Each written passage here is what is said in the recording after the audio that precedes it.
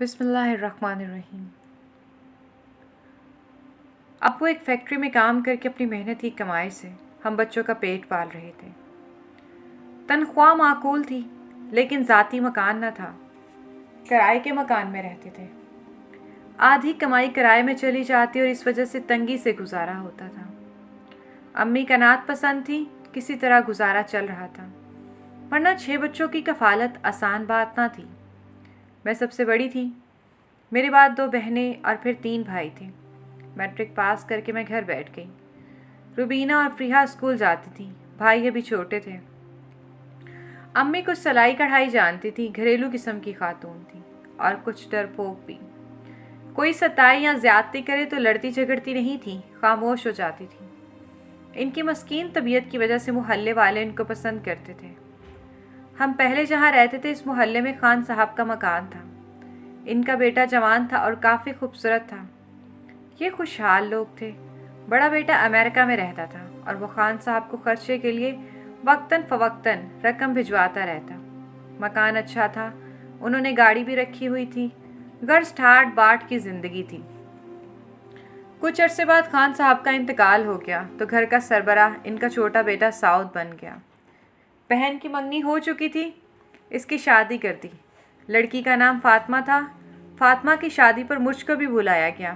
امی مجھے شادی میں ساتھ لے گئیں۔ جب سعود نے دیکھا تو پسند کر لیا۔ کچھ دن بعد اس کی اماں امی کے پاس میرا رشتہ لینے آ گئی۔ میرے والدین نے سوچا کہ کھاتا پیتا گھرانہ ہے اور لڑکا خوش شکل تعلیم یافتہ ہے، فوراً ہاں کر دی۔ اگرچہ سعود کا بھی کوئی کاروبار نہ تھا مگر روپے پیسے کی کمی بھی نہ تھی۔ اس کے ماں باپ نے کہا کہ یہ ابھی پڑھ رہا ہے، تعلیم مکمل کر لے گا تو اپنے بھائی کے پاس امریکہ چلا جائے گا۔ خیر میرے سیدھے سادے والدین نے اس معاملے پہ گہرائی سے غور نہ کیا اور میری شادی سعود سے کر دی۔ میری شادی کے بعد میری ساس بڑے بیٹے کے پاس امریکہ چلی گئی۔ میرے والدین کو ان لوگوں کے بارے میں زیادہ معلومات نہ تھیں۔ خیر 6 ماہ آرام سے گزر گئے۔ پھر سعود نے اس سے کہا اس مکان کا سودا ہو گیا ہے کیونکہ مجھے امریکہ میں مزید پڑھنے کے لیے رقم درکار ہوگی۔ اب ہم کچھ عرصہ کرائے کے گھر میں رہیں گے۔ جلد ہی انہوں نے کرائے کا مکان ڈھونڈ لیا اور مجھے وہاں لے آئے۔ اپنے گھر کا سامان فروخت کر دیا، بس ضرورت کا ساتھ رکھ لیا۔ کچھ دنوں بعد میری طبیعت خراب ہو گئی کیونکہ امید سے تھی، صحن دھوتے ہوئے پاؤں پھسل گیا تو طبیعت بگڑ گئی۔ امید چاہتی رہی اور مجھ کو اسپتال لے جانا پڑا۔ ڈاکٹر نے ایڈمٹ کر لیا۔ مجھے وہاں چھوڑ کر سعود کے پاس آئے اور کہا کہ آپ کی بیٹی اسپتال میں ہے، آپ کی ضرورت ہے، میرے ساتھ چلیے۔ امی جان فوراً سعود کی ہمراہ اسپتال آ گئی۔ میں وہاں داخل تھی۔ چھوٹا سا آپریشن ہوا۔ سعود نے دوائیں وغیرہ لا کے دی اور امی کو ہدایات کی کہ خیال رکھنا، میں بینک سے رقم نکلوانے جا رہا ہوں، چند گھنٹوں بعد لوٹ آؤں گا۔ صبح سے دوپہر پھر شام ہو گئی، وہ نہیں آیا۔ رات بھر امی میرے ساتھ رہیں۔ ابو کو بھی فون کیا، وہ بھی آ گئے۔ 3 دن تک سعود کا انتظار کیا، وہ نہ لوٹے۔ امی ابو بے حد پریشان تھے کہ کیا ماجرا ہوا ہے کہ داماد نہیں پلٹا، خدا خیر کرے۔ ہسپتالوں والوں نے چھٹی دے دی۔ والد صاحب نے کسی دوست سے قرض لے کے بل بھرا اور مجھے اپنے گھر لے آئے۔ انتظار ہوتا رہا مگر یہ نہ ختم ہونے والا انتظار تھا۔ سعود کو نہ آنا تھا نہ آئے۔ ابو نے گھر جا کے پتہ کیا، پڑوسی نے بتایا وہ کرائے کا مکان چھوڑ گئے ہیں اور سامان بھی لے گئے ہیں۔ اب ماتھا ٹھنکا کہ دھوکہ ہوا ہے، سعود مجھ سے جان چھڑا گیا ہے۔ سعود کے ساتھ جتنے دن گزارے اسے پیار محبت کے ساتھ رہے تھے۔ مجھ کو یقین نہ آتا تھا کہ عمر بھر کا بندھن باندھ کے چھوڑ گئے۔ دعائیں کر رہی تھی کہ خیریت سے ہو، کوئی حادثہ نہ پیش آ گیا ہو۔ ان کی بہن کے گھر کا پتہ نہ چلا اور کسی کو علم بھی نہ تھا کہ کہاں سے پتہ کرتے۔ امی ابو نے صبر سے انتظار کا فیصلہ کر لیا۔ میں نے کہہ دیا کہ عمر بھر انتظار کرنا پڑے تو کروں گی۔ دن رات اپنے شوہر کو یاد کر کے روتی تھی، ان کی سلامتی کے ساتھ لوٹ آنے کی دعائیں کرتی تھی۔ 6 ماہ بعد انہوں نے طلاق بھجوا دی۔ خط میں لکھا تھا کہ میری مجبوری ہے، بیوی کو ساتھ نہیں لے جا سکتا، اس لیے طلاق دے رہا ہوں کیونکہ مجھ کو مقررہ تاریخ کو امریکہ جانا ہے، ورنہ ویزا کینسل ہو جائے گا، واپس جلد نہیں آ پاؤں گا۔ میں اس لیے اسے طلاق دے رہا ہوں کہ بیچاری کہیں میرے انتظار میں بوڑھی نہ ہوتی رہے۔ یوں مجھ بد نصیب کی پہلی شادی کا قصہ ختم ہوا۔ میری طلاق سے چھوٹی بہنوں پہ اثر پڑ سکتا تھا۔ والدین نے محلے میں کسی کو نہ بتایا اور مکان چھوڑ دیا۔ ایک دوسرے علاقے میں کرائے کا مکان لے کر والد صاحب وہاں رہائش پذیر ہو گئے۔ ہمارے نئے مالک مکان کا نام اجمل تھا۔ ان کی عمر 60 برس سے اوپر تھی۔ पहली बीवी को फौत हुए अरसा हो चुका था। खुदा ने औलाद की नेमत से महरूम रखा। जब से बीवी फौत हुई थी अकेले रहने पे मजबूर थे।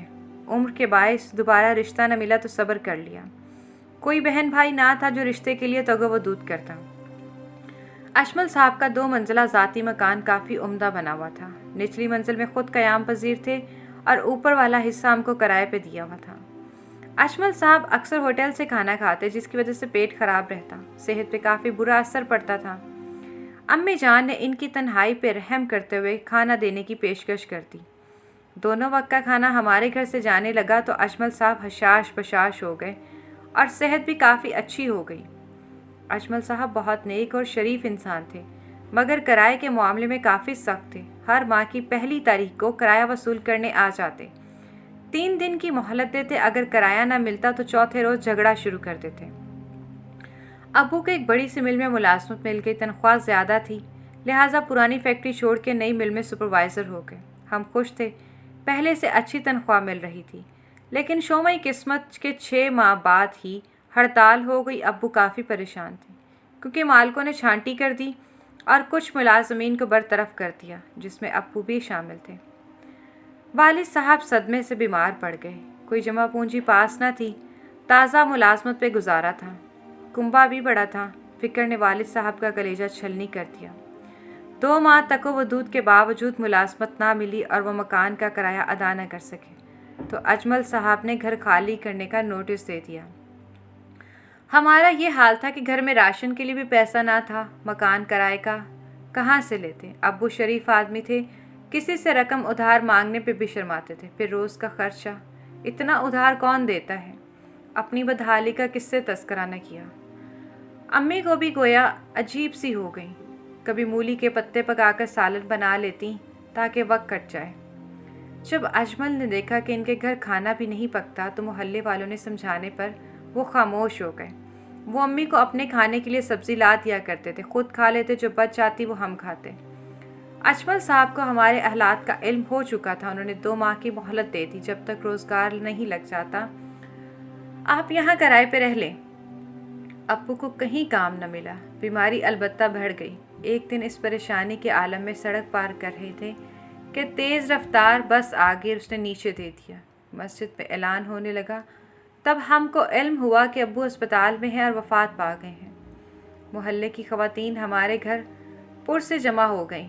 औरतें कह रही थी कि बशीर साहब के कुंबे का अब क्या होगा। इनके लड़के तीनों छोटे हैं और बेटियां स्कूल जाती हैं, कमाने वाला कोई नहीं, ऊपर से मकान भी किराए का है। अजमल साहब तो 4 दिन बाद चलता करेंगे, इनको मुफ्त में ना रखेंगे वो।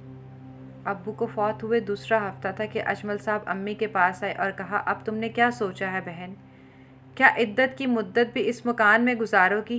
पहले ही 4 माह का किराया तुम्हारे मरहूम शौहर पर वाजिब है, आइंदा किराया कहाँ से दोगी? अम्मी रोने लगी, कुछ समझ में नहीं आ रहा था क्या जवाब देती। कहने लगी, हसना मैट्रिक पास, इसको कहीं मुलाजमत पे लगवा दें, आपकी बहुत एहसानमंद होंगी। अजमल साहब ने जवाब दिया, मुलाजमत इसकी शादी किसी ऐसे आदमी से कर दो जो तुम्हारे बच्चों को सर छुपाने की जगह दे दे। आजकल मुलाजमत मैट्रिक पास को कहाँ मिलती है। इनकी बात दुरुस्त थी, BA पास लड़कियां धक्के खा रही हैं, मुझको मुलाजमत कहाँ से मिलेगी? लेकिन ऐसा रिश्ता भी कहाँ से मिलेगा जो दामाद सारे कुंबे का सहारा बन जाए। बुरा ना मानो तो एक बात कहूँ, अजमल साहब ने जवाब दिया, ऐसा रिश्ता मौजूद है, तुम हाँ कर दो। लड़का अच्छा होगा तो क्यों नहीं करेंगी तुम्हारी बेटियां उससे शादी?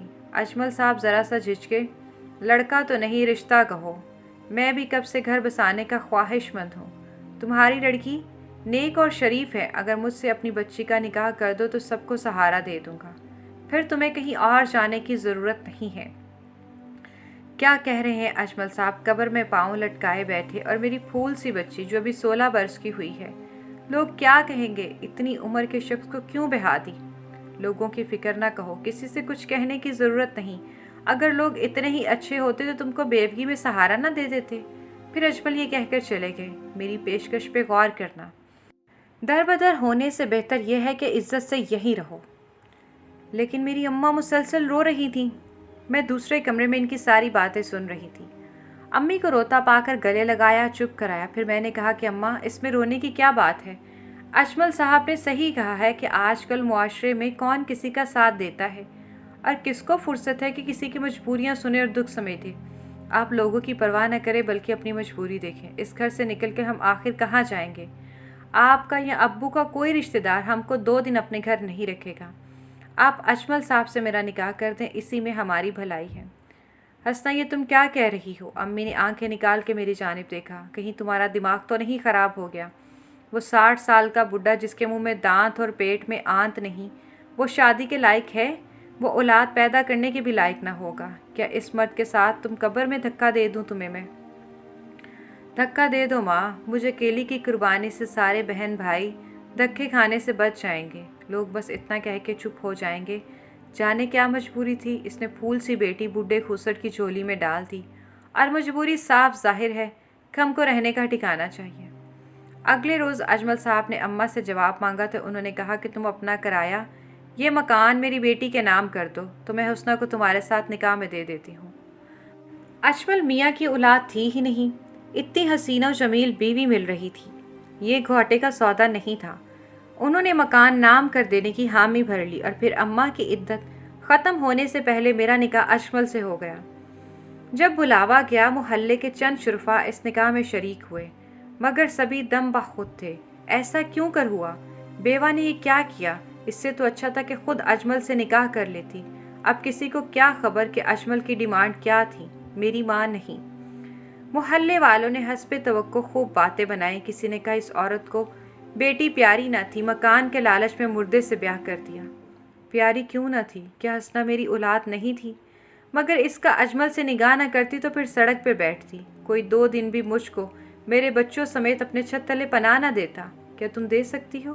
اس سوال پہ اعتراض کرنے والی پڑوسن شرما گئی۔ ایسے ہی اماں نے 2-4 دنوں میں سب اعتراض کرنے والوں کو ٹھیک کر دیا، اپنی مجبوری بتا کر ان کے منہ بند کر دیے۔ یہ حقیقت تھی۔ اجمل نے 7 نفوس کا خرچہ اٹھایا اور پناہ دی۔ میں نے قربانی دی تھی اپنوں کے لیے۔ اگر ایک زندگی بھی ملتی اور مجھ کو اپنی ماں اور ان کے بچوں کی خاطر قربانی دینی پڑتی تو وہ زندگی بھی ان کی سکھ کی پرواہ نہ کرتی۔ اجمل شادی کے 10 برس بعد تک جیے۔ اس عرصے میں انہوں نے میری دونوں بہنوں کی شادیاں کر دیں، وہ اچھے گھروں میں بیاہی گئیں۔ بھائی تینوں پڑھ لکھ گئے، نوکری پہ لگ گئے، سبھی اپنے پیروں پہ کھڑے ہو گئے۔ مجھے اجمل سے کوئی گلہ نہیں، بس افسوس اس بات کا ہے کہ آخر دم تک میں ان کو یہ نہ بتا سکی کہ میں طلاق یافتہ تھی، اور آج بھی اپنے پہلے شوہر کی تصویر میرے دل پہ سجی ہے۔ میں کبھی ساؤد کو نہ بھلا سکی۔ اجمل کے دیے ہوئے مکان میں اپنے چھوٹے بھائیوں کے ساتھ رہتی ہوں۔ 2 بھائیوں کی ابھی تک شادی نہیں ہوئی۔ شادی کے بعد وہ بھی چلے جائیں گے، تب کا سوچتی ہوں کہ زندگی تنہا کیسے بسر ہوگی۔ امی جان بوڑھی ہو گئی ہیں، ان کی دیکھ بھال میں سکھ ملتا ہے، مگر زندگی کا اصل سکھ تو آج تک نہیں ملا۔ آکاش کے ساؤتھ لوٹ آئے، ان کی ایک جھلک دیکھنے کو جیتی۔ بے شک انہوں نے بے وفائی کی ہے، لیکن محبت کا کوئی نام نہیں۔ محبت پر کسی کا اختیار نہیں، اور محبت ایک بڑی طاقت ہے جس کا کوئی مول نہیں۔